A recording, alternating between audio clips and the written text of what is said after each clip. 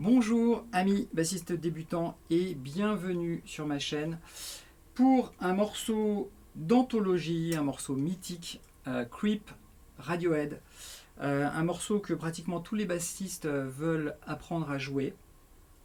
Alors c'est un morceau, on va rentrer direct dans le vif du sujet, c'est un morceau qui n'est pas évident à jouer à la basse, contrairement à ce que ça peut laisser croire, parce qu'on entend toujours le même mouvement comme ça qui se répète. Et on peut se dire, bon, on change de note et puis on continue le mouvement, etc. Alors c'est vrai et faux, hein, parce qu'il faut le faire d'une certaine façon. Et puis il y a des liaisons entre les différentes mesures qui font que c'est pas évident à faire, car toutes les notes sont liées. Et pour lier les notes le mieux possible, il va falloir user quand même de pas mal de techniques pour rester propre et réussir à enchaîner les notes en les liant entre elles. Ok, voilà, c'est pour ça que c'est pas évident. Maintenant, le mouvement principal, il est relativement facile à se mettre dans les doigts, mais il faut le jouer, parce que ça fait 8 mesures la ligne complète, il faut arriver à jouer ce mouvement pendant pratiquement toute la durée de la chanson, et proprement, bien calé, ce qui n'est pas forcément évident, donc ça demande quand même pas mal de travail, tout ça, d'accord. Et jusqu'à le jouer correctement, voilà, c'est assez chaud quand même, mine de rien, voilà, c'est un morceau qui peut être piégeux. Alors, vous avez la tablature sur mon site de formation dans la partie gratuite et les ressources Drumbeat que je vais utiliser. Donc, je vous rappelle que Drumbeat, c'est un outil qui permet de jouer de la batterie, qui fait un fond de batterie sur un 4 temps. En tout cas, moi, je le mets comme ça très facilement. Et dessus, moi, j'applique des tomes qui va être le placement des notes, donc c'est-à-dire le moment où vous allez commencer à jouer les notes. Sachant que là, pour le coup, vous allez laisser les doigts appuyés, car toutes les notes sont liées. Alors, si je vous fais une tourne, ça va donner ça. Alors, je lance pour vous faire écouter ce que ça donne. Ça fait... Alors, il est où? Il est là, voilà. D'accord? On entend. Pam, pam, pam, pam, pam, pam, pam, pam, pam, pam, pam. Et c'est ce qu'on va répéter. D'accord? Alors, on va aller se mettre sur le sol. On va se mettre sur le sol, ici. D'accord? Donc c'est la troisième case de la première corde visuelle. Et on va aller chercher le sol avec son majeur et on va faire. Donc je laisse toujours mon doigt appuyé.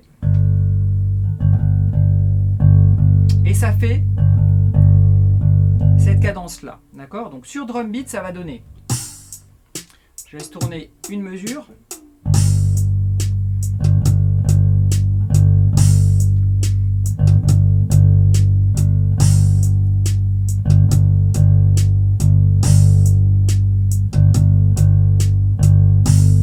Voilà. Une fois qu'on arrive à choper ça, cette cadence, on va l'appliquer 2 fois sur le sol, 2 mesures sur le sol, 2 fois sur le si, donc la case qui est juste là, deuxième case de la deuxième corde visuelle, et ensuite 4 fois sur le do. Donc ça fait 2, 2 et 4. Et donc si on fait tourner tout ça, ça va faire ça. Une fois. 2 fois donc.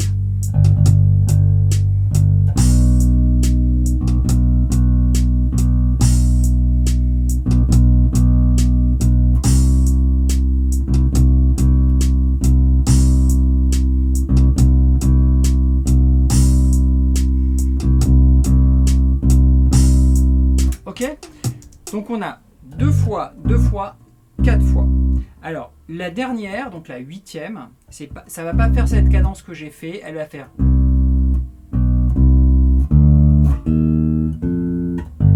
D'accord? Il va y avoir cette finalité, en fait, qui va résoudre, et on va revenir sur la première note, et on enchaîne, et on continue. Donc, si je le fais, ça va faire ça.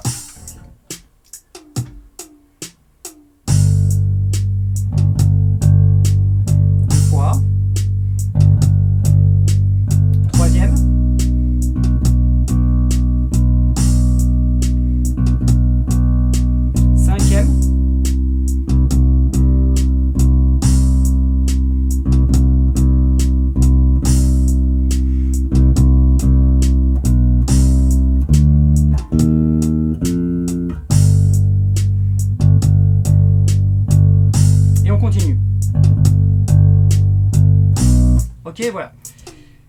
Donc, on joue la cadence ici une fois. Il faut déjà arriver à faire cette tourne de base. Après, il y aura les liaisons, mais pour l'instant, c'est la tourne de base. Donc, déjà, il faut arriver à faire sur le sol, sur le si, et 3 fois sur le do. D'accord? Et ensuite, pour finir, on va faire si, do, ré, mi bémol et fa. D'accord? Ça fait. Regardez bien les cases. Et on résout, on revient sur le do et on recontinue. D'accord?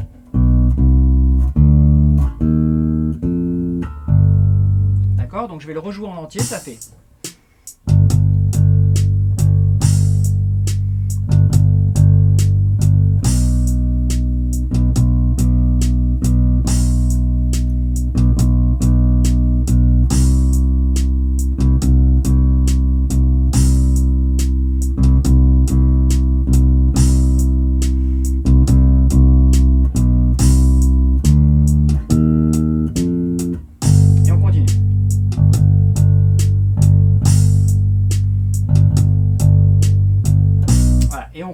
Et on continue à faire ça en permanence. Maintenant, le problème qu'on va avoir, c'est que si on fait juste une ligne comme ça va être trop plat. Parce qu'on a toujours les mêmes cadences sur les mêmes notes, ça va être trop plat. Donc, il va y avoir des notes de liaison.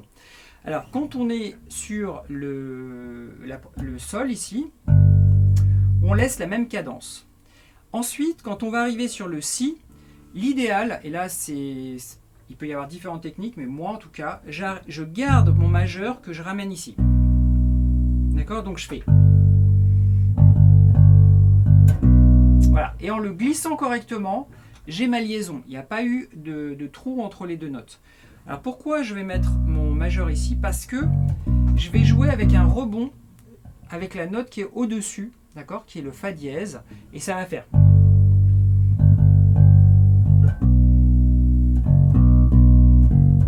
Ok, ça fait. Donc on garde la même cadence de note, hein, ça fait toujours. Ça fait toujours ça, sauf qu'il y a un changement de note et qui fait.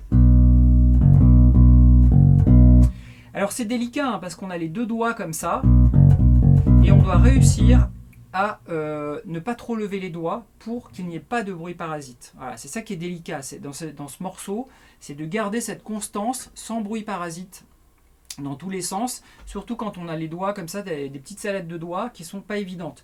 Donc comment on arrive à faire ça? Eh ben, les doigts restent collés aux cordes. On appuie pour jouer la note et quand on relève, voilà, par exemple si on voit mon index ici, quand je joue ma note, quand je le relève, il reste sur ma corde. Comme ça, il n'y a pas de bruit parasite. Ok? Et ensuite, on fait le décalage. Et on fait la même chose avec le do. Voilà, il y a ces écarts-là. Alors, soit on va chercher la note qui est au-dessus visuellement, d'accord? Soit on va chercher la note qui est à côté. Ça fait... D'accord? Voilà, il y a des petits trucs comme ça à choper. Regardez ça dans la tablature. D'accord? Donc, si je vous fais une petite démo comme ça, sans stress rythmique, ça fait...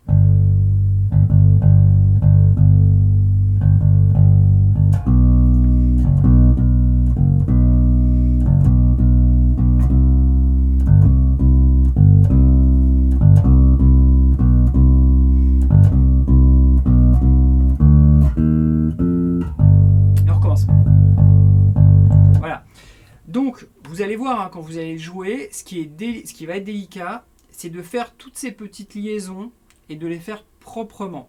Alors, je vous rappelle que ces liaisons sont toujours au niveau des placements sur le drum beat que vous avez aussi dans les ressources gratuites. C'est toujours placé au même endroit. Simplement, les notes changent. Des fois, on peut avoir cette impression que c'est pas la même cadence. Non, c'est vraiment la même cadence. Simplement, comme les notes changent, on peut avoir cette petite impression. Et donc, il faut garder toujours ce genre de truc. Alors maintenant, ce qui se passe pour la liaison de fin qui fait... D'accord? Soit vous pouvez la faire comme ça, et des fois, cette note qui est ici, le Fa, il va la chercher là. Et ça fait... Ok? Alors, au niveau des doigts, je vais faire... Là, je vais remonter en collant maximum mes cordes.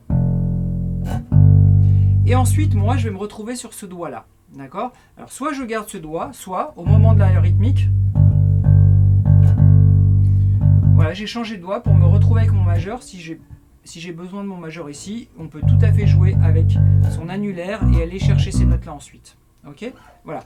Donc, la difficulté du morceau, ça va être tout ce genre de choses. Je ne vais pas rentrer dans les détails sur toute la partie où il y a une grosse montée dans le deuxième tiers du morceau. Ça, je vous laisse regarder sur la partition. Vous avez aussi le cover. Et vous pouvez essayer de jouer ces parties-là. Mais si vous jouez la partie normale, en tant que faux débutant ou moyen, quoi, en termes de niveau, parce que c'est pas évident à passer. Si vous vous ratez, ça s'entend tout de suite au niveau de la basse. La basse, elle est vraiment mythique sur le morceau. Donc si vous n'arrivez pas à le passer, vous pouvez le jouer comme ça avec ces petites liaisons. Voilà. Donc vous vous entraînez encore et encore et encore. Ensuite vous le jouez en cover, sur le morceau avec la basse. Et ensuite vous trouvez sur YouTube Radiohead Creep en bassless, ça veut dire sans la basse, no bass. Vous mettez no bass Creep. Et vous essayez de jouer dessus. Et c'est là que vous allez voir si vous êtes bien ou pas. Et c'est là que des fois on peut être un peu déçu parce qu'on n'arrive pas vraiment à se caler, c'est pas évident. Alors, pour ceux qui démarrent la basse ou qui jouent depuis pas très longtemps, quand vous avez ce genre de pensée négative, où vous n'arrivez pas à jouer sur le morceau correctement, vous sentez que c'est tout pourri, vous enregistrez, vous écoutez, c'est horrible, c'est normal, c'est complètement normal, faut bien comprendre ça. Ça met beaucoup de temps avant que vous commencez à jouer sur un cover, vous écoutiez, vous dites ah putain c'est pas mal ça, c'est moi qui joue, putain je suis bien calé, c'est long, surtout sur toute la durée d'un morceau. C'est vraiment quelque chose en basse qui n'est pas évident, donc ça je voudrais quand même vous le rappeler, ok? Parce que quand je vous le montre, moi ça fait un moment que je joue, peut-être que ça a l'air facile, que c'est évident, etc. Et puis quand vous allez le faire, vous pouvez vous dire, oh là, je suis nul, j'arrive pas. Non, vous n'êtes pas nul, c'est simplement que voilà, moi j'ai passé beaucoup de temps dessus, ou d'autres sont bien meilleurs que moi à passer encore plus de temps là-dessus. Donc voilà, pour eux, au niveau rythmique et au niveau technique, c'est quelque chose qu'ils ont acquis. Donc c'est important de comprendre ça, mais en ne lâchant pas, en continuant à jouer. Si vous le jouez un an plus tard, vous allez voir que vous avez progressé et que vous êtes mieux calé rythmiquement, que vous arrivez mieux à passer les notes. Voilà, ce sont ces genres de choses qu'il faut comprendre en musique pour continuer à rester motivé, et c'est important de vous le dire. Ok, voilà, alors toute cette partie-là, c'est entre guillemets la plus difficile à passer. Après, toute la partie de fin, c'est des notes en doublon.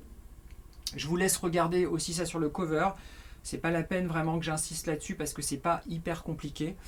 Et c'est juste, enfin je veux dire, il n'y a pas beaucoup de notes rapides, simplement il faut bien les placer. Ça je vous laisse écouter, vu que c'est toujours la même note qui est jouée, enfin on change de note mais c'est 2 fois la même note qui est jouée, ça sera relativement simple. Par contre c'est toutes ces liaisons et laisser tout le temps les doigts appuyés pour qu'on n'ait pas l'impression qu'il y ait de rupture qui va être compliqué dans ce morceau. Ok les amis, voilà, je vous ai donné toutes les clés, maintenant c'est à vous de jouer, vous pouvez récupérer tout ça sur mon site, amusez-vous bien et bonne basse.